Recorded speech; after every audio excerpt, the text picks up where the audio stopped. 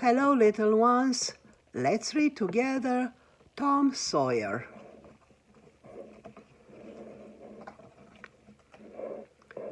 A long time ago, there lived a little boy named Tom Sawyer, who was very clever but full of mischief. One fine summer morning, Tom's belly rumbled with hunger, so he crept to the kitchen to sneak some of his favorite sweet snack, Aunt Polly's freshly made jam. But while Tom was eating, his Aunt Polly came looking for him. "Yoo-hoo! Tom, where are you?" she called. Tom tried to hide in the closet, but it was hopeless. With his sticky hands covered in jam, his aunt knew exactly what he had done. Furious Aunt Polly told Tom that as punishment he would have to paint the fence the next day, a Saturday. The next morning the sun was shining bright when Tom set out to paint. As he gathered his supplies, Tom thought of all the adventures he could have had. If only he wasn't stuck painting the fence. When his friends passed by, he sighed and tried to ignore their laughter. He wanted to play too. Suddenly Tom had an idea. He began to paint very seriously with the eye of an artist. As Tom painted, Ben Rogers walked by carrying his toy sailboat. When he saw Tom, Ben called out a big hello, but Tom didn't answer. He was too busy painting and whistling to himself. Ben called out again, louder than before, and finally Tom lowered his brush and turned around. "Oh, hello, Ben. I didn't see you there," said Tom. "It sure is too bad you have to work today," laughed Ben. "Work? I guess you could call this work, though it's not every day you get to paint a fence," replied Tom, who smiled and went back to painting.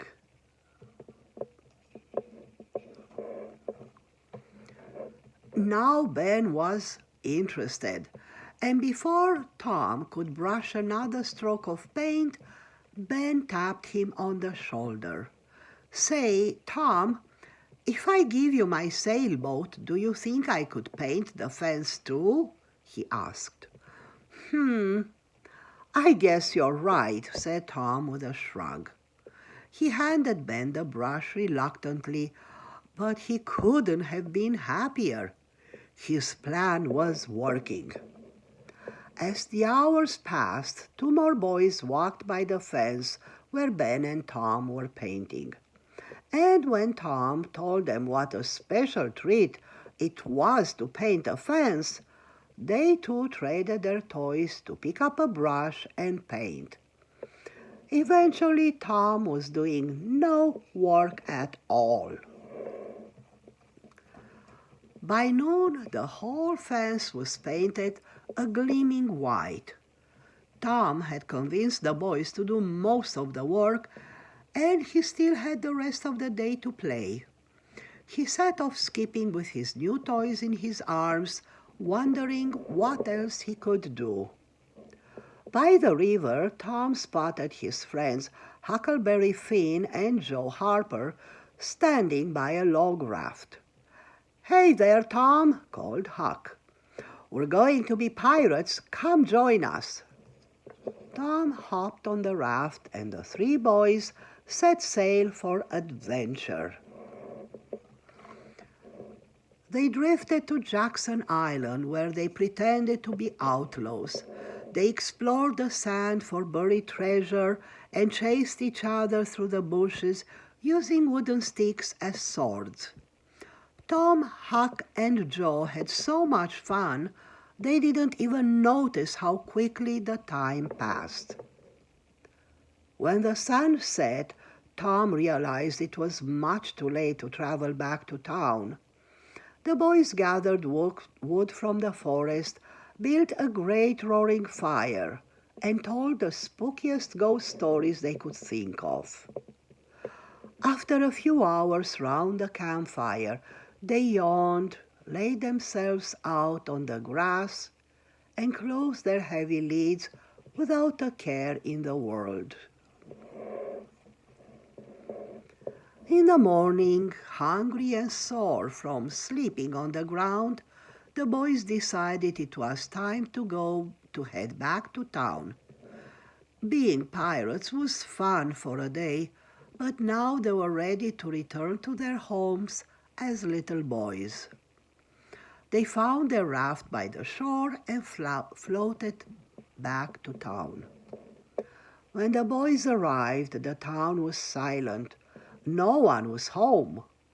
Tom searched his house from top to bottom, but Aunt Polly was nowhere to be found. Joe and Huck couldn't find anyone either. The boys wandered the empty streets, wondering where everyone was, when they heard voices coming from the town square. They followed the voices until they saw a large group of townspeople gathered around Aunt Polly. "I scolded Tom the last time I saw him," Aunt Polly cried. "Where could those boys be?" The townspeople comforted Aunt Polly, saying all sorts of kind things about Tom, Huck, and Joe, and their generous natures. Tom had never heard anyone speak so nicely about him.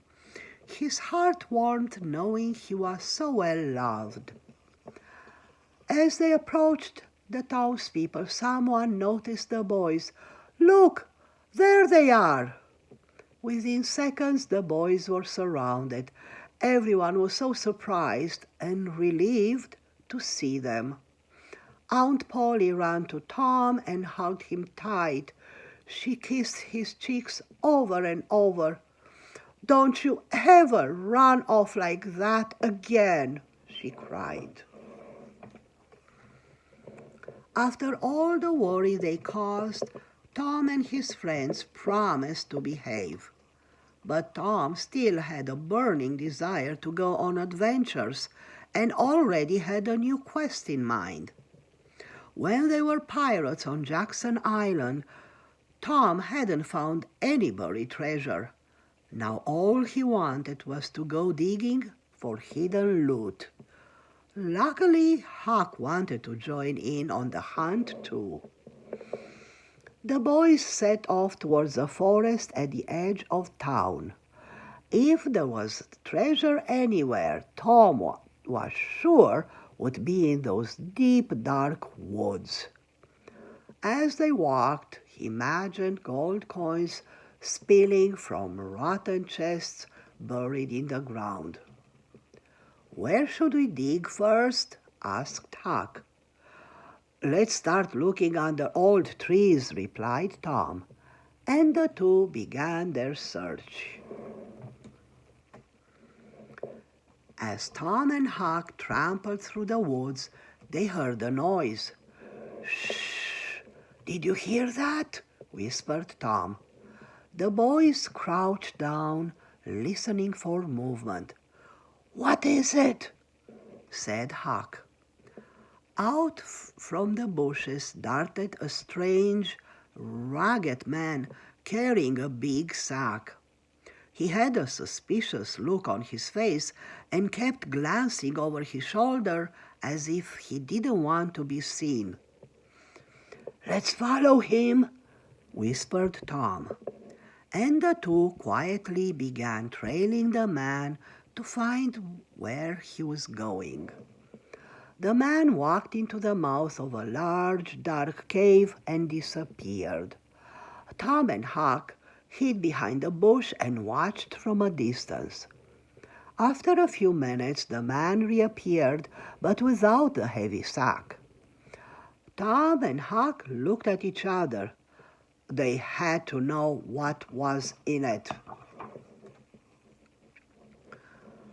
The cave was dark and filled with winding paths. Tom lit a torch and they wandered until it seemed like they were going in circles. Just when Tom worried the light was going to go out, Huck cried, "Well, well, well, would you look at this?" Before their eyes lay the sack, and it was filled with gleaming gold coins. The boys were amazed. They really found hidden treasure. "We're rich, Tom!" cried Huck, throwing a few coins into the air to celebrate. "But the sack must weigh 50 pounds," said Tom. He was right. The sack was too heavy for just one of them to carry, so the two worked together to bring their treasure home. Just as the boys entered Tom's house, they ran into Aunt Polly. Tom told her about their cave adventure and the strange man who left the sack behind. Then he opened the bag and showed her all the yellow coins. "Half is for Huck and half for me," Tom cheered. Aunt Polly couldn't believe it. She said the strange man must have been the notorious robber who was seen around town earlier that day. "Thank goodness you are safe," she cried. "But can we keep it?" asked Tom. Aunt Polly hummed and hawed and finally decided that since nobody knew who owned the pile of gold, Tom and Huck could keep it for themselves. Tom Sawyer was now a very rich little boy, but that certainly wasn't going to put a stop to his mischief. After all, there were still all sorts of capers and pranks for him and his friends to get up to. The end. Good night and sweet dreams.